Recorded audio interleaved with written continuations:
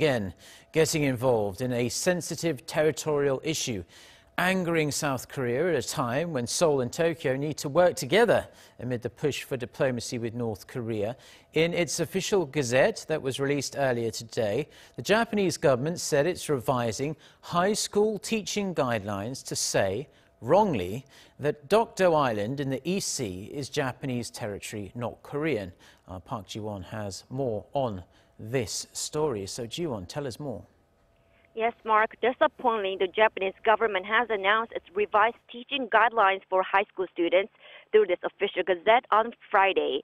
With the announcement, Japan now has the legal basis to teach false and distorted information to its future generations. Last year, the Japanese government also revised its legally binding teaching guidelines for elementary and middle school students to include incorrect territorial claims toward Korea's easternmost island, Dokdo.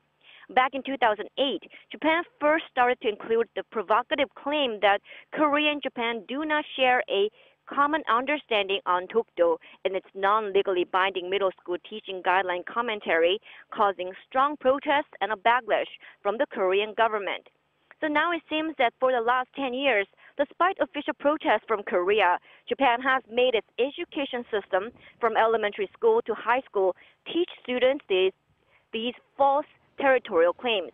With the changes, publishers of school textbooks in Japan are now required by law to refer to Dokdo as Japanese territory.